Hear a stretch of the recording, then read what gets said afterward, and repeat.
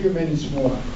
Just want to bring you up to date about what's going on with UCO, David Israel, and CSI.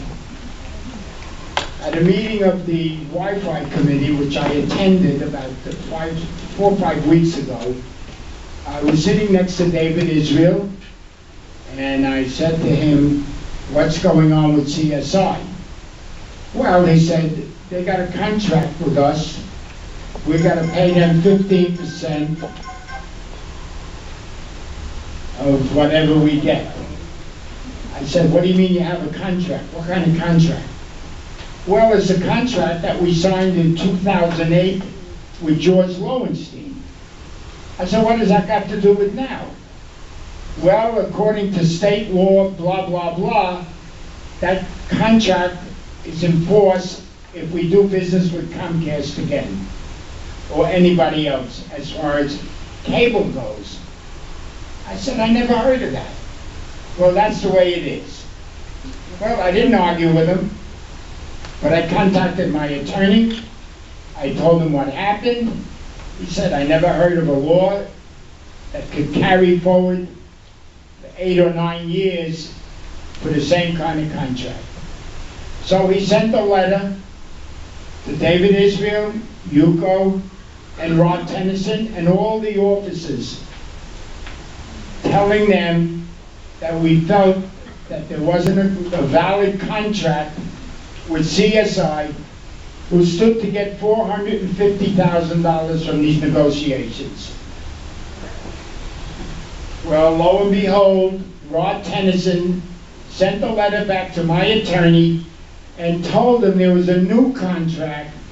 Oh, by the way, let me just intervene something else. I asked for a copy of the contract. He delivered it to me, and it was a copy of the contract from 2008 that George Lowenstein signed. That's the contract that he sent to me. Plus, he sent me a comparable bid from a company called CGI from 2008, because I had asked him for comparable bids.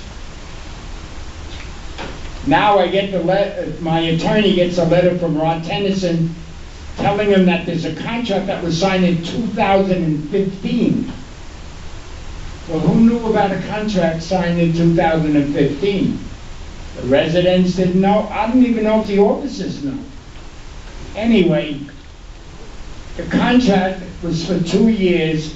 It expired February 3rd of this year, 2017. So that was, if you want to figure it out, 4 lies I got from David Israel on the same subject.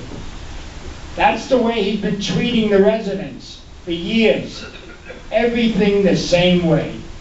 So he has no contract with CSI at this moment that we know of, unless he signed a new contract last week.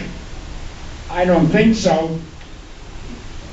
So the $450,000 that he wants to give to CSI is open to other companies to make bids and take care of negotiating with Comcast and or Atlantic. I just wanted to bring you up to date of what's going on with CSI and the $450,000 that he wants to give to CSI. Very strange why he's so anxious to have CSI handle everything and not get any other companies. Thank you for your time.